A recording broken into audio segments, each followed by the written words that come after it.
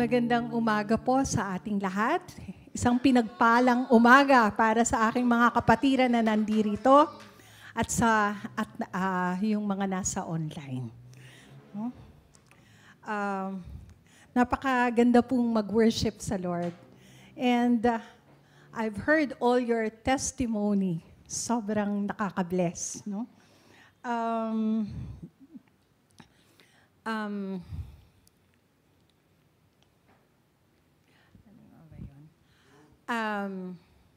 Sige po, tayo po ay mag-pray. Hallelujah.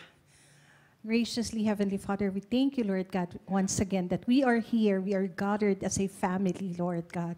Lord, marami pong salamat sa iyong mga ginawa at mga gagawin pa, Panginoon, sa aming buhay. Tunay nga, Panginoon, na kayo ay Diyos ng mga Diyos, kayo ay Hari ng mga Hari, at kayo ang Diyos na makapangyarihan sa lahat. Lord, sa oras na ito, nagpupuri kami at nagpapasalamat sa inyong kabutihan, sa inyong kadakilaan sa aming mga buhay. Lord, salamat po. Sa araw na ito, gamitin niyo po ako bilang isang mensahera sa umagang ito. Maraming pong salamat. Ang luwalhati ay sa inyo lamang. Ang kapurihan at kalwalhatian ay sa inyo lamang. Sa pangalan ni Jesus na aming Diyos. Amen. Hallelujah! Kumusta po tayo? Today is June 30, no? And we are already in our second half, no? Last January, may watchword tayo. Ano yun? Watchword. Open doors, opportunities. Those were the words na share dito sa pulpit, dito sa atin. And kumusta na po ang bawat isa? Mangungumusta eh. Second half, napakabilis. New Year, ngayon second half na. Sa mga susunod, no? Maraming, another year na naman. Napakabilis po ng panahon. Napakabilis po ng oras. Kumusta po tayo? No? God is good. Marami, masaya dahil marami ang nakakaranas ng kabutihan ng Diyos at katapatan ng Diyos. Okay? I will be discussing about capacity. Ano ba yung capacity? Expand your capacity. Expanding your capacity, you know? Ano ba yung capacity? Capacity is a noun, no? The amount that something can produce. Wala po akong notebook at naiwan ko, pero buti na lang at nagawa ko kanina. The ability or the power to do, experience, or understand something. Yun po yung ibig sabihin based on the Cambridge Dictionary. Doing the things you should be doing. Doing them beyond anyone's expectations. And doing it daily is the key to expanding your capacity. No? So sabi, narinig nyo na ba yung, I wish I could do more? Sa inyong family, pag merong mga hindi tayo nagawa, or sa office, pag hindi natin na-meet yung deadline, or hindi natin na-achieve yung dapat nating ma-achieve. Even sa mga personal lives natin, kung estudyante ka, nako, dapat mas excellent, no? 10 times excellence. Pero, di ba? Yun yung mga word dati sa atin when we were in STK. I can still remember that. It was prophesied to Zaza. 10 times excellence. Do you still remember that, Zaza? Somebody prophesied to Zaza na 10 times excellence. Si ano to eh, si B. Who's that? From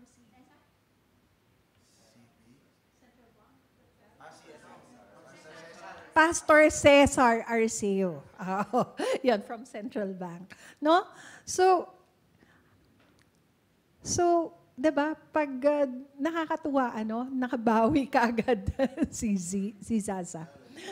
Natuwa ako doon sa testimony niya.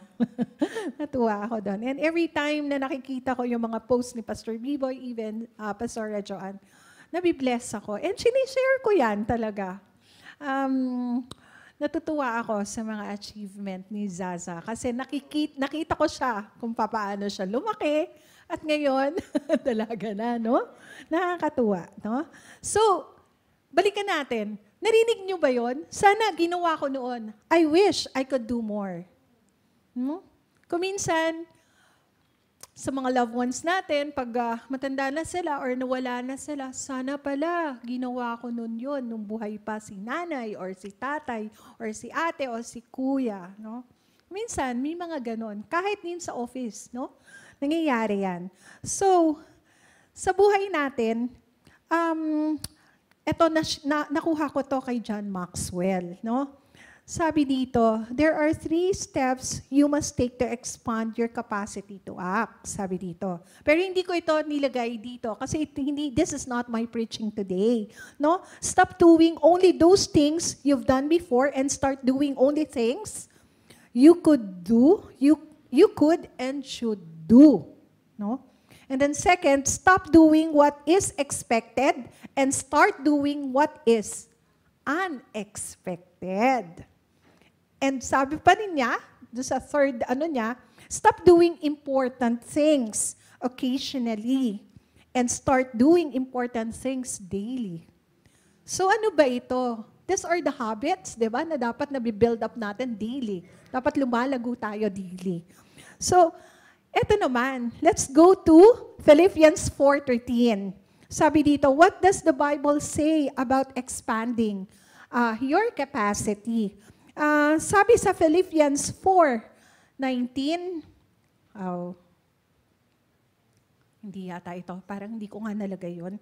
Sabi sa Philippians 4:13, I can do all things through Christ who strengthens me. No? Yan ang sabi sa Philippians. God is taking you into a place of, and alam natin na si Lord, kayang-kaya niyang gawin lahat yan. Kasi siya naman talaga ang nagbigay sa atin ng kakayanan. Siya din yung nagbigay sa atin, nagdeposito sa atin ng Holy Spirit para magampanan natin yung mga bagay-bagay dito sa mundo. Amen po ba? So, let's go to the preaching now. Si Lord, dinadala niya tayo sa place of intimacy.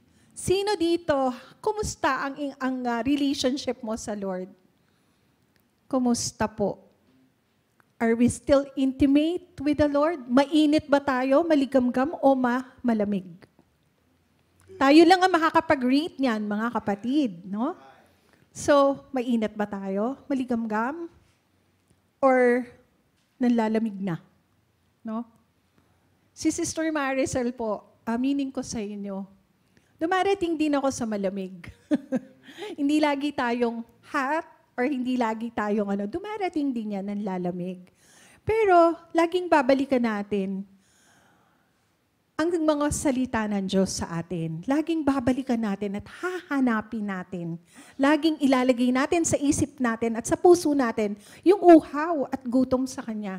No? Babalik at babalik tayo sa Lord. Ang katotohanan niyan, pag tayo ay nasa Lord, pag tayo ay mainit sa Lord, or pag tayo sobrang intimate natin sa Lord, doon tayo nakakaranas ng mga bagay-bagay na hindi nabibigay ng mundo. Ano ba yon, Sister Maricel? Number 1, syempre, yung faith natin, lumalaki. Katulad nung shinare kanina ni Pastora Joan, di ba? Nag-pray siya. Nung nag-pray siya, basura lang ang nais niyang ma-pick up. Secondly, ano ba yung kasunod niyang gusto? Pansit. Binigay naman. And thirdly, sabi niya, laing. Or may dumating na newcomer. Aba, pinatulan naman ng Lord, ano? Pinatulan ng Lord. God is so good and He is so gracious. No? Ang katotohanan yan, yung faith natin nag-i-increase when we prayed, when we approach the Lord in prayer. No? Lumalaki yung ating pananampalataya. So nagkakaroon dumarating yung enlargement ng pananampalataya. So yung maliit, lumalaki, hanggang lumalago. No? How much we receive is entirely up to us. Naniniwala ka ba doon, kapatid? Example dito. Yung story, I just heard it when I was a new Christian. Yung story na dinala siya ni Lord sa langit.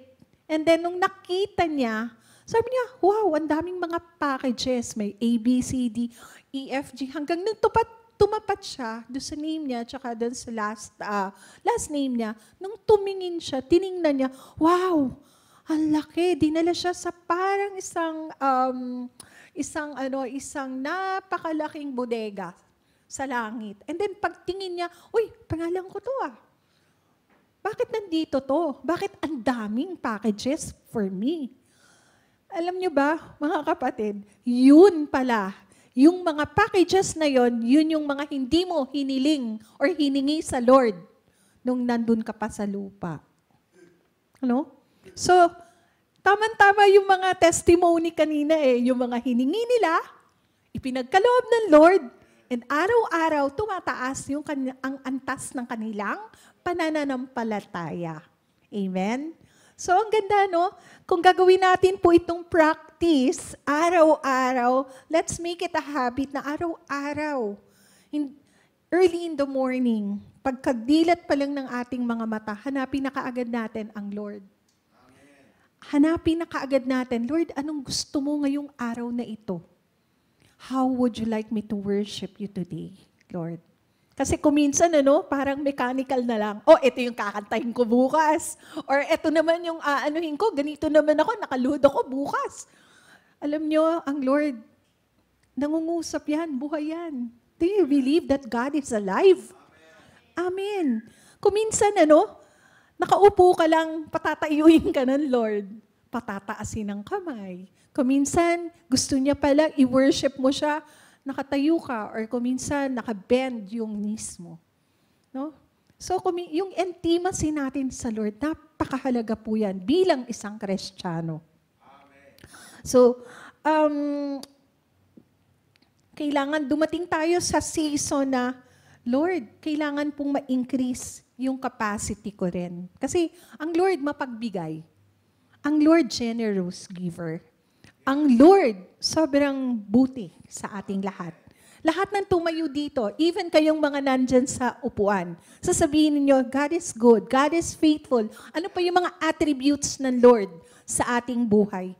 Well, brothers and sisters, lahat yan totoo.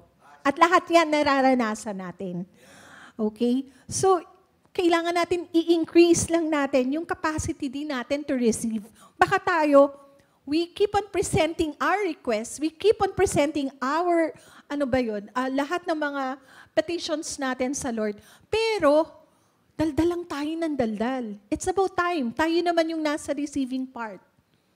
I'm sure, si Lord, you give the Lord yung minutes, yung time for Him. Na dun sa oras na yon, kakatagpuin ka. Dun sa oras na yon, doon siya mangungusap sa'yo, kapatid. I recalled last year, si Brother Raymond, in passing, nandun lang ako sa may tubig. Sabi niya, ang Lord, binibigay lang niyan 2%. Pero yung 98%, ikaw rin yung gagawa. Hindi ko makalimutan yan. Kasi that was the time when I heard Brother Raymond saying that. He was saying that. Yun yung time na, Lord, kailangan ko ng 100M Deadline ko na.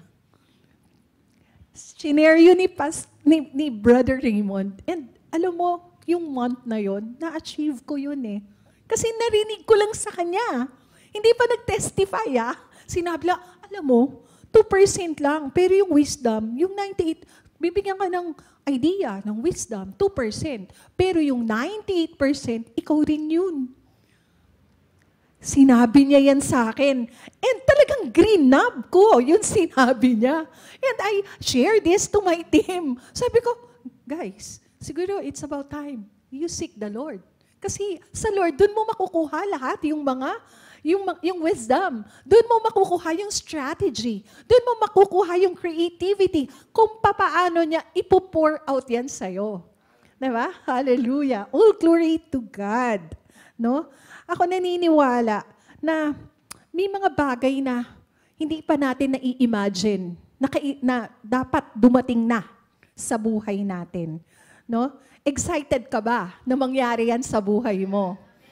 Excited ka ba na maging mas maganda ang 2024, yung second half natin? Huwag na nating sabihin long term. Short term lang, kapatid. 6 months lang, ha? So, I always visualize myself. 6 months from now, ano ba yung maa-achieve ko? 6 months from now, ano ba yung mangyayari sa inaalagaan kong nanay ko? 6 months from now, ano bang mangyayari din sa health ko? Diba? Do you do that, brothers and sisters? It's a wisdom from the Lord. Kailangan ina-account din natin. Alam mo ba si Lord, He is very good in accounting. Ina-account niya.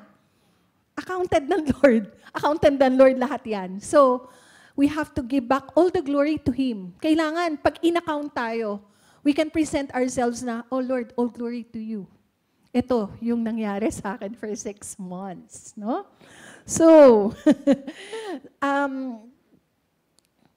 pag daw hindi natin ma-imagine, we cannot receive it. Kasi dapat sa thought pattern pa lang natin, pumapasok yan. Ano ba? Kaya bang i-achieve, kaya bang i-imagine natin sa thought life natin yung ganong buhay? Yung pagnangako sa atin ng Diyos na maganda at masaganang buhay? Yung payapang buhay? Yung hindi kapos na buhay? Kaya bang i-achieve? Kaya bang pangarapin ng puso natin? Kaya bang arukin ng ating isip? O nakatingin lang tayo sa panandalian, ay, kulang na naman. Ay, bayaran na naman. Ay, hirap na naman. Ay, ano ba yung work na yan? Nakakasawa. Ay, ano na naman to? Problema na naman to. Ganun ba? Or ang ini-imagine natin kung paano kikilos ang Lord sa buhay mo at sa buhay ko. No? So, pag hindi natin ma-imagine, we cannot receive it. No? Increase must come in my faith or in your faith, in your thought life. Kailangan sa isipan pa lang. Paganahin natin yan, yung isipan natin. Huwag tayo masyadong isip ng kung ano-ano na hindi naman nakakatulong sa atin. Ako naniniwala ako that we are in the season where God has great things for us, brothers and sisters. Many of us will receive them. Sana isa ka rin doon at isa rin ako doon. We will heed this word and get about the business of increasing our faith. Dapat nandito tayo sa business of increasing our faith in the Lord, which will enable us to receive all God has for us. Kailangan ma-receive mo yon. Remember the story na dinala siya sa isang warehouse sa langit na bakit ito ay hindi ko nakuha doon? Ano kaya yung mga dapat niyang nakuha doon? Pwedeng may pangalan doon healing, may pangalan doon restoration, may pangalan doon deliverance, pwedeng may package doon ng mga material things, may package doon ng promotion, pero bakit hindi nga nakuha yon? No? Bakit hindi yun nakuha? Ba't hindi nag-come to pass? Sino kaya yung may problema? Si Lord ba? Sa tingin ko, kailangan talaga nating makipag one-on-one sa Lord. No? Kailangan tayo talaga makipag one-on-one. Nakakalungkot, di ba? Some will not, some will read lang yung word and think, narinig ko na yan, yung preaching na yan, Sister Maricel. Narinig ko na yan eh. And then wala namang makikitang pagbabago. And then, pag walang nakitang pagbabago, you will not receive anything. Kaya, wag tayong ganun. God can only give us. And ako naniniwala, yung capacity din yan, based on your capacity to receive. Handa ka ba na tumanggap sa Diyos, kapatid? Okay, let's go to the Word of God. Let's read 2 Kings 4:2-6. This is about the widow. Widow. Okay, so, okay, let's all read this. Bilisan ko lang. So, Elisha said to her, "What shall I do?"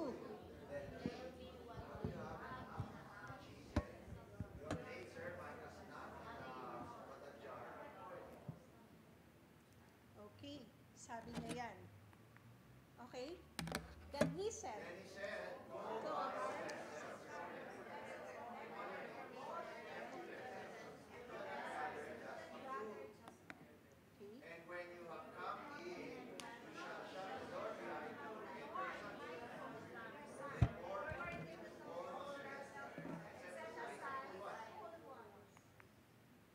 so she went out from him and shut the door on her and her sons, brought the vessel to her, and she poured it out.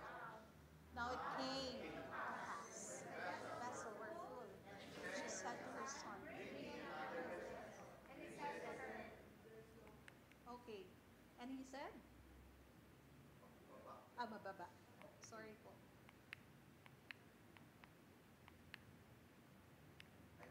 Mababa.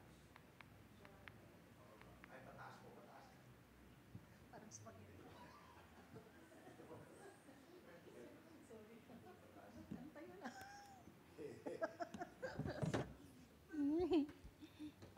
Okay. Thank you, Pastor B-Boy. Okay. There is nothing. So the oil ceased. Ganda, no? This is a reminder for all of us, brothers and sisters. This is about the widow. And this widow, ano sabi dito? The oil only ceased when she had no more containers to hold it. Imagine that. If she had gathered 100 more containers, increasing her capacity to receive, the oil would have continued to flow. And it came with us. Our Father receives and produces what it has, the capacity to receive.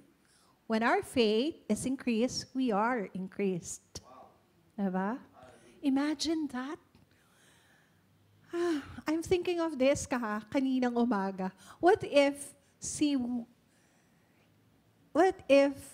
marami, lahat siguro sa kabilang bayan, sa kabilang bundok, ginawa niya, no, nag-network siya. Uy, kapitbahay, pumunta ka nga dun sa kabila.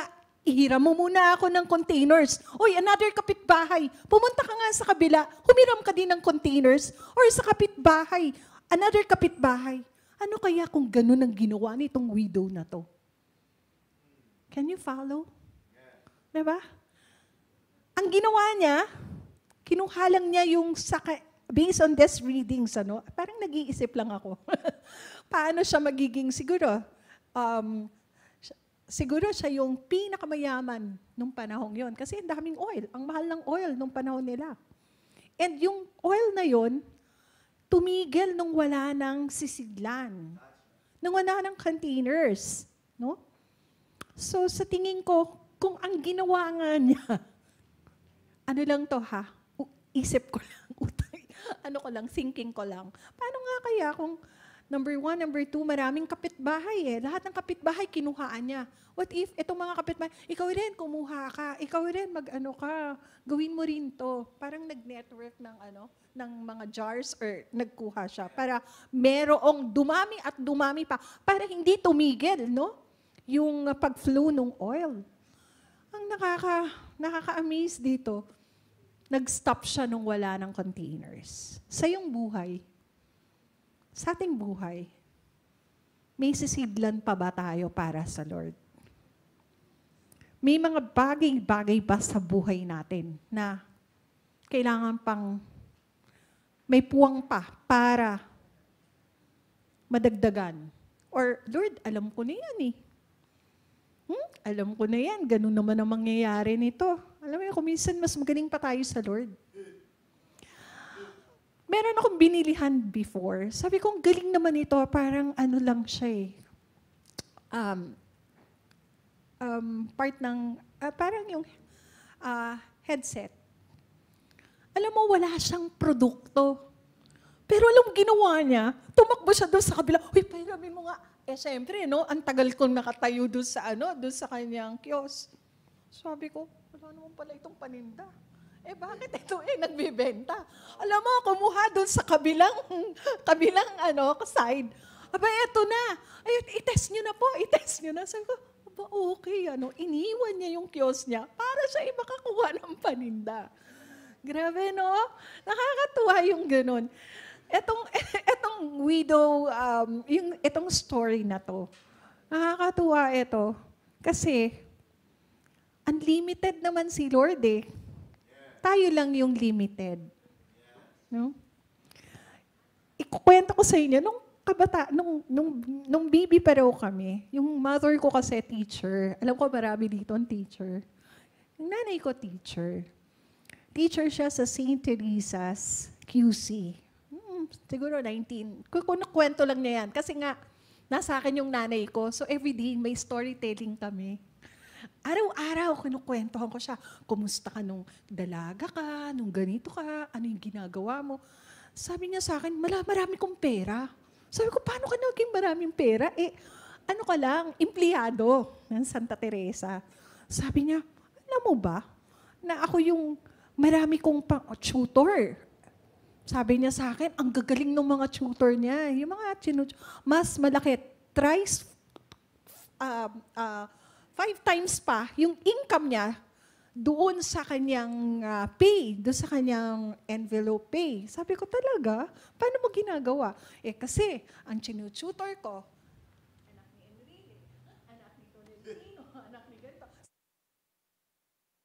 Wala na.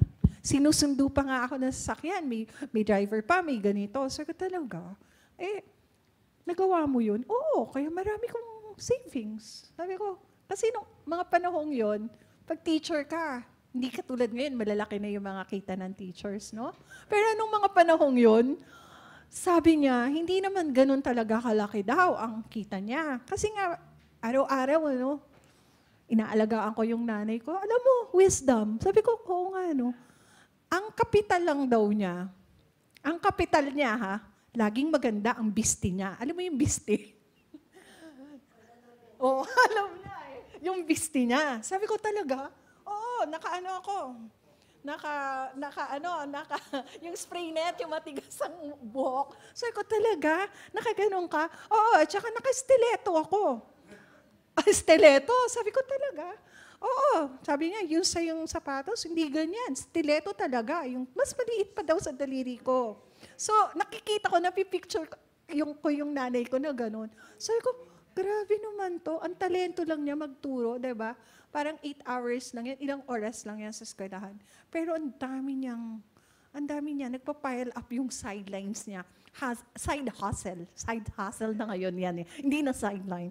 Sabi niya, kaya nakabili siya ng ganito. Side hustles na, di ba? Ngayon ang tawag. Hustle para yun eh.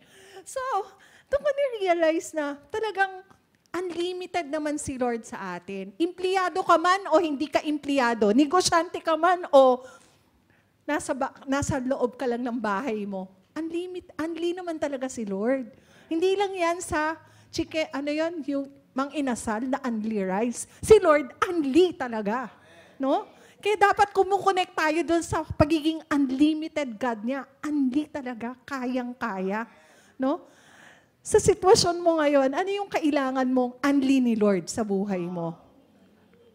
Pwede natin yung sabihin sa Lord. Bakit? Diba kailangan natin dinideclare yan? Lord, ito yun, kailangan ko.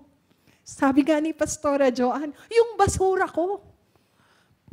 Dineclare lang niya, Lord, yung basura ko naman. Ano yung tugtog? O, di ba? May tugtog pa siya. Ayan.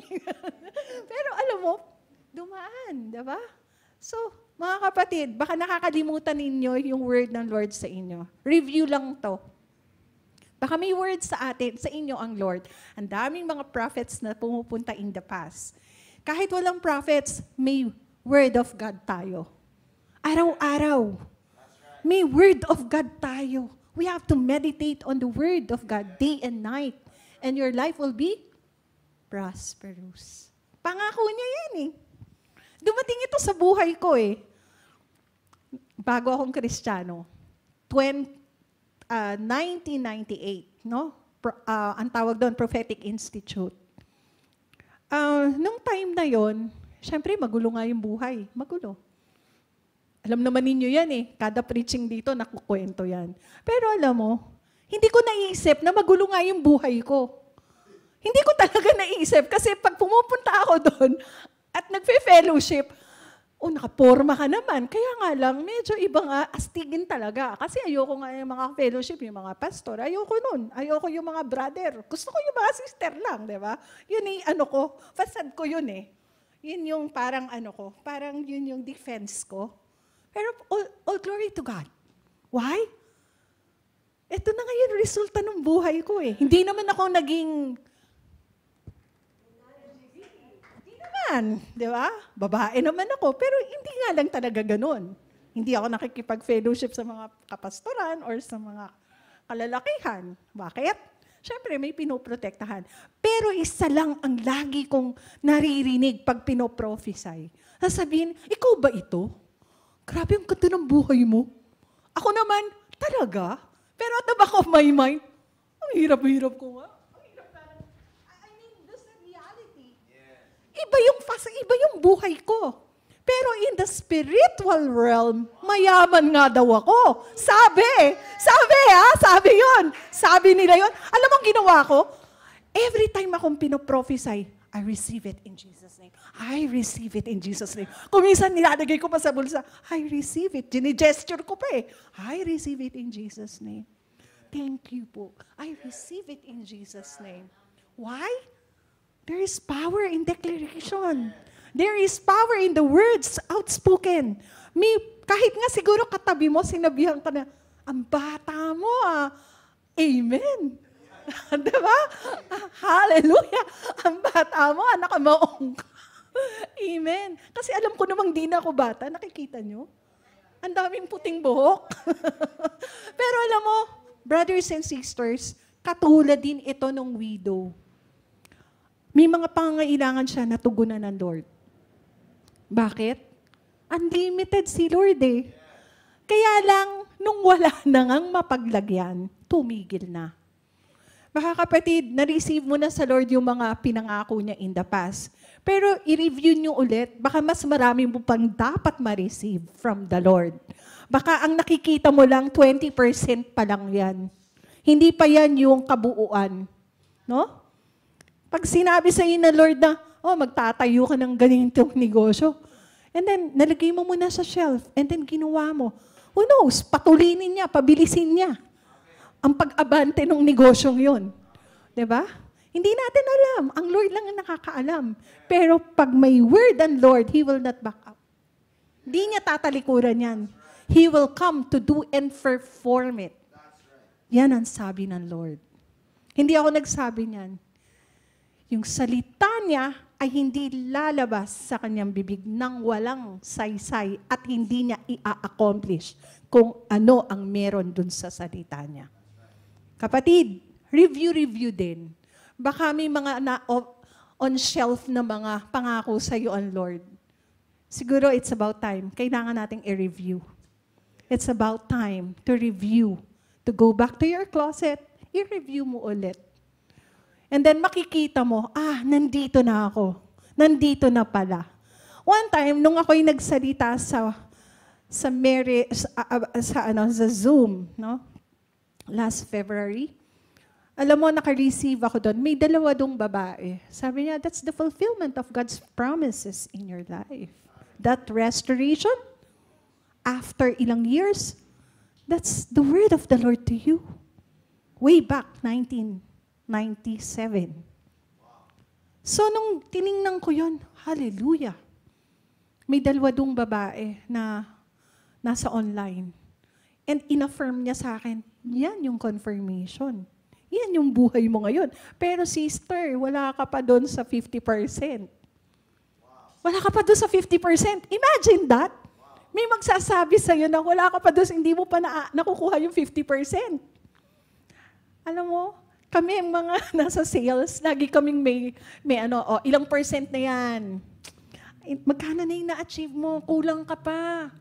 Gumawa ka naman ng extra mile. Diba? Yan yung mga gawin mo pa. Stretch your capacity. Stretch mo pa yan. Hindi pwede. Kasi kulang pa. At the end of the month, sasabihin, buzzer beater to eh. Why? Hindi na ako yun eh. Si Lord na yun eh. Pagkapos, Lord, kapos. Kailangan na. It's about time. May 2 oras pa before 12 o'clock. No? So tayo rin ba napapractice natin to? Practice natin kaya, mga kabataan, young ladies, young men. Medyo matanda na ako sa inyo, pero let's review and practice this. You will benefit from this. And your life will never be the same again pag pinapractice mo yan. Ano yung key points? Intimacy with the Lord. Be intimate with your Maker. Be intimate. Know His Word. Hindi ka maliligaw if you know His Word. Pag may pangako sa'yo, claim it. Decree it. No? I-verbalize mo. Humarap ka rin sa salamin. I remember Pastor B-Boy, sabi niya, humaharap siya sa salamin, pinapractice niya yung spiel ba yun? Kaming mga nasa sales, ganyan. So, I can still remember, wala naman talagang masarap na ulam dahil solo parent ako before. Pero, pag kumakain ng mga anak ko, talaga namang napakaayos kumain as ipang kinakain nila nasa first class restaurant. Parang sasabihin, may nagsabi sa akin, naku, parang you're denying it. Parang ganun. Parang you're denying what's real. Sabi ko, no. We are spirit. We are made by spirit, di ba? We are composed of body, souls, and spirit. So, nandun siya sa spiritual level na kumakain siya. Para siyang Rina or nasa isang restaurant pag kumakain. You know what? Nakita ko ito hanggang paglaki ng mga anak namin eh. Not to brag, pero nakita ko how finesse. Nakita ko yung paglaki nila na hindi sila yung naging maayos naman. Sa awan, all glory to God. No? So hindi nila na-receive yung parang kawawa naman, hirap sa buhay, walang ganon, walang ganito. Hindi. Why? Nasa isipan yan eh. Pag-iisip mo, lagi kang mahirap, kahit mayaman ka, talagang mahirap ka. May ganun ka bang kakilala? Can afford. Pero ang utak lagi niya mahirap. Kaya naaawa ako. Pag magbibili, magkukompute. Ako, hindi ako ganun kayaman. Pero pag ako'y bumili, bili. Why? Isip mo, hihirap. Alam mo yun, nakaangkla ka pa doon sa kahirapan. Kahit nakakagaan na sa buhay. Do you know people like that?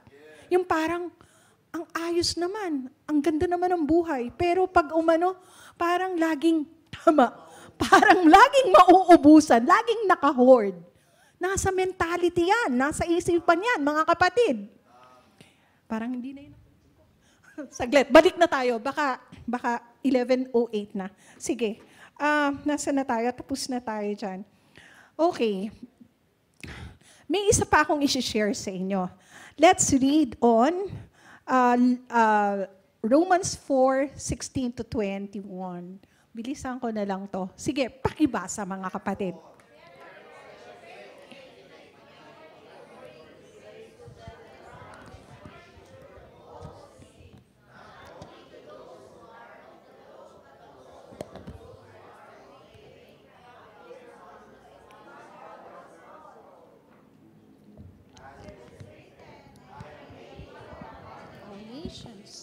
In the presence of Him who made believe God's life.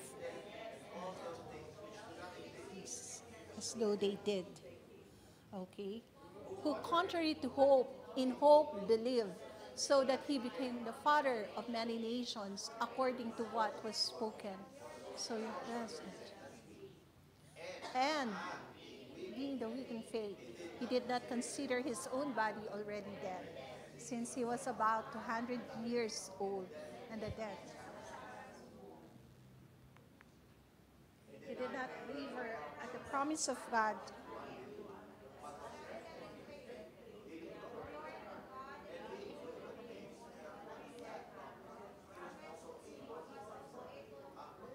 perform it. Ang ganda, no? These are the sets of scripture na this shows us exactly how to increase our faith. About Abraham. Si Abraham, hindi naman siya nakipaggera. Naniwala lang siya sa Lord. And he was called friend of God. One time, nasa Havila ako, nag-walking ako. Sabi ko, ano ba yung kumakantang yun? Akala ko naman, naririnig ko lang yung boses nung sa Havila kasi medyo mataas. And then nag-walking kami dun. Sabi ko, parang may kantang friend of God, pero walang tugtog. Tapos hanggang lumalakas sa tenga ko. Sabi ko, ay, friend of God. Alam ko tugtog yun eh. Worship, yun eh. Praise yun eh. Praise song yun. Pero alam nyo, tumatagos na doon sa dalawa kong tenga. Friend of God, friend of God. Sabi ko, Lord, ano yun? Sino yung friend of God? Tapos alam mo, maulit kasi ako eh, makulit din ako. Sino yun? Tapos alam mo, nung pasakay na ako sa kotse, ikaw yun? Ha? Hindi, kanta yun eh. Sabi ko, hindi pa ako naniniwala. Kanta yun eh. Sabi ko ganun. Tapos sabi ko pa sa husband ko, tumutugtog ba yung friend of God? Wala naman tayo, hindi naman ako nag-radio. Sabi ko, sino yun? Sino yung kumakanta? Talaga interested ako doon sa kumakanta. And then, parang na-share ko yan sa mga intercessors before. 2 years ago. Friend of God. Ikaw yun. Huh? And then, parang in denial pa ako. Si Lord kaya yun? O guni-guni ko lang? O utak ko lang? Alam mo, nung tinanggap ko yun, friend of God. Sabi ko, Lord, salamat. Friend mo pala ako. Salamat, Lord. Friend mo ako. Natuwa ako doon. Pag sinabihan ka na kahit yung moment na yon, hindi naman talaga walang church or walang worship, pero naririnig mo, binubulungan ka, friend of God. Ang laking impact nun sa akin. Kaibigan pala ako ng Lord. Kaibigan nga, hindi lang anak, hindi lang hindi lang yung maker mo, parang spouse. Kasi before, ang Lord sa akin, spouse siya. Yung relationship namin, spouse. And then dumating din na father ko siya. Tatay ko siya. Kasi orphan din ako. Wala na akong father. And then dumating din na friend ko siya. Yun yung mga time na yun na medyo nangangailangan din ako ng friend. Pero alam mo, ang unang-unang nag-comfort sa akin, I whisper from the Lord na, you are my friend. You are my friend. Sa atin mga kapatid, laging ibukas natin yung tenga natin sa Lord. Baka sinasabihan ka ng Lord na, you're my beloved. You are my friend. You are mine.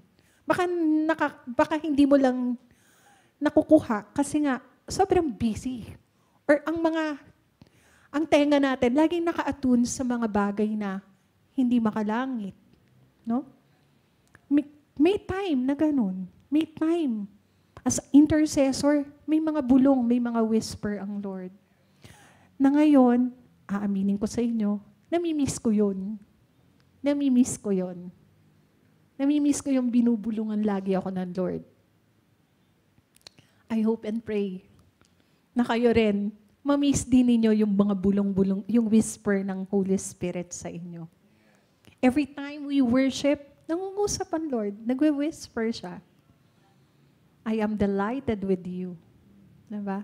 Pag nadidelight ang Lord, ano ang ginagawa niya? Yung mga request ba ninyo, nandito lang? Nandyan lang ba sa ceiling? O nasa floor lang? Or nandito lang? Ako naniniwala, hindi. Nakakarating yan. Nabubutas niya yung ceiling, nakakarating yan sa Kanya. Nakakarating yan sa Kanya. No? Kaya, itong araw na to, hindi ito aksidente na ito ang aking sinishare sa inyo. First, we see how God works sa buhay ni Abraham. No? He calls those things which do not exist as though they do. Ang Lord, hindi nag-i-exist. Pero nung sinalita niya, and let there be light, and there was light. Sa buhay mo, ano yung hindi nag-i-exist na kailangang mag-exist? Ano sa buhay mo? Brothers and sisters, na kailangan na nandyan na hindi mo nakikita, hindi pa nag-i-exist, pero kailangan na talaga mag-exist. Kailangan nang mag-manifest. No?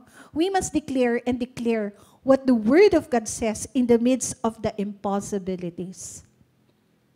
We cannot look at how it currently is, and we must call those things that be not as though they already are. Ready na. Ready na. Tayo lang. Kuminsan, handa na, ready na, Lord, na i-pour out. Nandyan na, pero hindi mo makita. Hindi mo maranasan. Bakit? Hindi si Lord ang may problema. Baka tayo. Baka tayo yung may problema. Okay. Kaya nga, ang prayer natin lagi, thank you po, Lord. Lord, salamat po sa ganito. As if na hindi mo pa nakukuha, hindi mo pa nakikita ng naked eye mo, pero nandyan na yan. Bakit? God is spirit. Nasa spiritual realm na yan. Magmamanifest na lang yan dyan. Magmamanifest na lang. Secondly, Abraham, hope against hope. May sinabi dito, yung hope against hope, ganito pala. Okay. Yung hope against hope, parang idiomatic expression. Hope against hope. Sabi sa Cambridge, to hope very strongly that something will happen, although you know it is not likely. Diba? Ang ganda nung ang ganda, no? Sabi ko, to hope very strongly that something will happen, although you know it is not likely. So si Abraham believed when there was no reason, at least not one he could see, to believe. His faith was grounded in the promise of God alone. Wala siyang nakikita.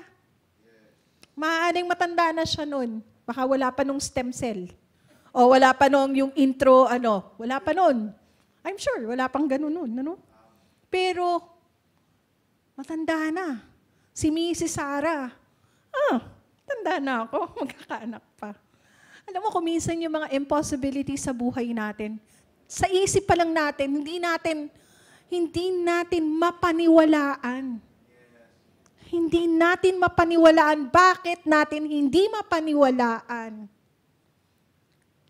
Natanong nyo ba yan sa sarili mo na ibibless ka na, nandiyan na yung blessing, pero hindi mo mapaniwalaan? Talaga lang? Talaga lang ba? Ganun ba? Diba? Parang question pa Totoo bang gagawin ni Lord?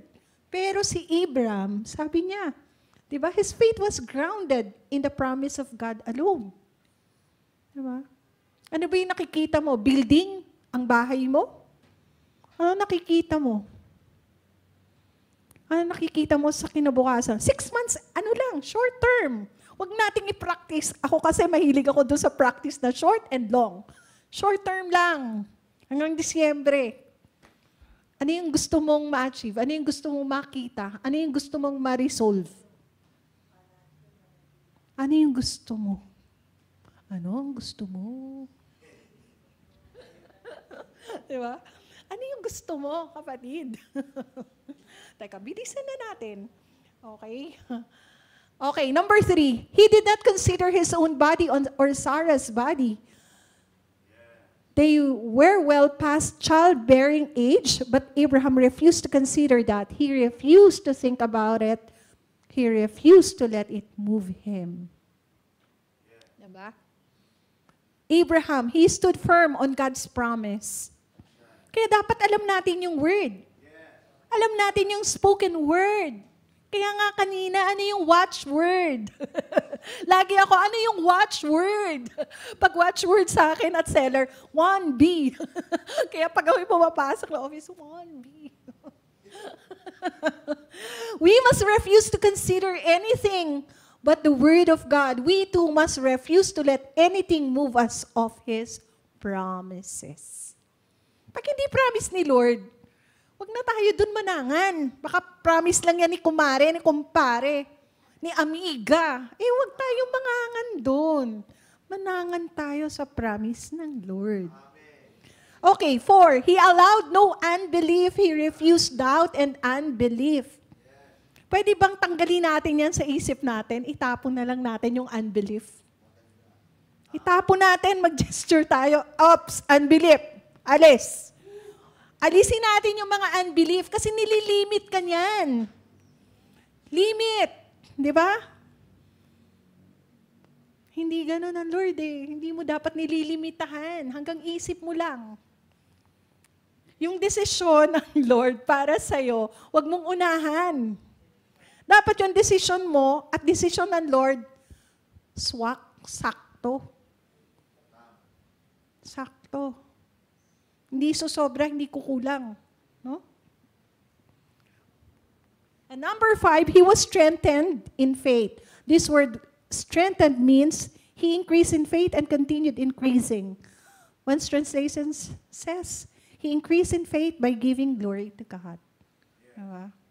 Pag may faith ka, maliit, lumalaki-laki, sobrang laki, at palaki ng palaki, you give glory to God.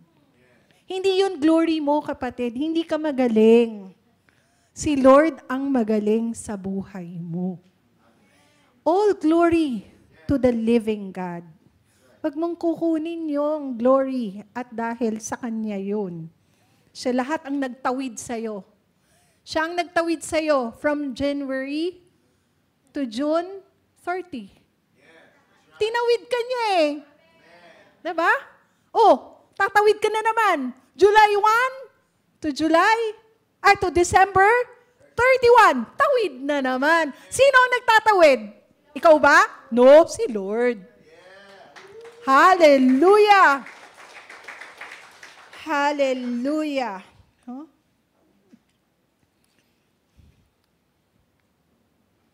The heart of thanksgiving increases your capacity to receive. Pag grateful yung heart natin, pag masaya yung puso mo, di ba? Ang Lord, nakakakilos sa buhay natin. Pero kung you keep on complaining, if we complain and talk negatively about the promises of God, we are wavering and we will not receive from the Lord. However, diba? Sabi dito, if we cultivate a heart of thanksgiving amid our stand of faith, if we continue to give God glory during the waiting for the manifestation of the promises of God, our faith increases. Diba? Isn't it awesome? Lumalaki ng lumalaki. Hanggang ang lumalaki sa'yo si Lord. Alam mo yun, nag-istimula na gano'n, hanggang dito, hanggang dyan. Hanggang ang Lord na yung lumalaki sa buhay mo. Abraham was fully convinced that God would do what He said He would do. Ang pangako ng hari ay hindi mapapako. Ang pangako ng hari ay hindi mapapako kailanman. Diba? Siya na nangako sa iyo ay tapat. Siya na nagbigay sa iyo ng kanyang salita. Sa magitan ng kanyang salita, tapat ang Diyos. Kailanman. Hindi nababali ang salita ng Lord. Okay, 5 minutes na lang. 2 minutes na lang ako. Does God have something so big for you that you don't have the faith to receive it? Isipin mo nga, kapatid, may napakalaki bang nais ng Lord gawin sa'yo na hindi makamove siya dahil ikaw yung hindrance. May ganun ba? Meron. Ikaw pala. Ikaw pala. Kaya hindi makamove ang Lord. Ikaw yung may diferensya. No? Or yung may mga babies pa dyan, teenagers. Or yung may mga asawa, married, those who are planning to be married. Or those young people na may plano sa iyo ang Diyos. Baka ikaw lang yung sinasalo mo. Yung parang, ay, hindi naman mangyayari. Tagal naman yan. Kapatid, isa sa mga pangako ng Lord, pagagalingin ka. Isa sa mga pangako ng Lord, pagpapalain ka. Isa sa mga pangako ng Lord, i-renew yung mind mo. Araw-araw, pabago natin yung isip natin sa Kanya. Baka kaya yung ganun pa rin, yung takbo ng isip natin. Kasi nakaangla tayo lagi doon sa nakaraan. Baka kailangan natin ng may putulin or may magkaroon ng breakthroughs. Or baka kailangan naman, bago ng teritoryo ang iyong lakaran. No? Baka. Sa Lord walang baka. Ako lang yung may baka. Baka. Kinakain yun, steak yun. Okay. Do you feel it stirring on the inside of you? Meron ba? May ini-stir up ba ang Lord sa puso mo? Sa buhay mo? Na ba? Meron ba? Meron ka bang mga nais marating na hindi marating-rating? Sobrang tagal na. May gustong ibigay sa'yo, hindi mo matanggap-tanggap dahil ikaw mismo, hindi ka naniniwala. Hindi ka naniniwala na kaya niya yung gawin sa'yo at sa akin. Yung friend ko na nagsabing, 20% pa lang. Wala pang 50%. Sabi ko, ang tanda ko na, sis. Turning 58 ako. Yun lang yun. Oo. Alam mo, nung binukas ko yung mga yung mga notebooks ko, kahit nung nandun pa ako sa Taytay, nung nandun pa ako sa ganito, alam mo, ang dami nga pala na hindi pa nagmamanifest na kailangang i-review ko at tanungin ng Lord and hingin ng wisdom ng Lord kung papaano. Remember, sinabi ni Brother Raymond, 2%. And that 2%, I need to capitalize on that. Doon sa 2% na yon. 98%, ikaw din yung gagawa. So, show me, Lord, the 2%. Nagamit ko pa dito, Brother Raymond. Or, katulad ba tayo ni Martha? Sino ba si Martha? Diba? Lord, na-please si Lord, diba? Na-please si Jesus. Kay Mary. Patapos na tayo. Diba? But remember the main thing, sitting on the feet of Jesus, spending time in the presence of the Lord. This will increase your capacity like nothing else. Don't neglect, brothers and sisters, the intimate times with God. Just as Jesus told Martha, Mary has chosen the most important thing, sitting on my feet, at my feet, spending time with me. So, it is with us. Nasa sa atin yan. Do you want to sit with Jesus, at the feet of Jesus? Or wala lang? This teaching, ito ay mga reminders lang. Paalala lang ito, kapatid. Sabi nga sa James 4:8, draw near to God, and He will draw near to you. Thank you, Lord. Thank you, Lord.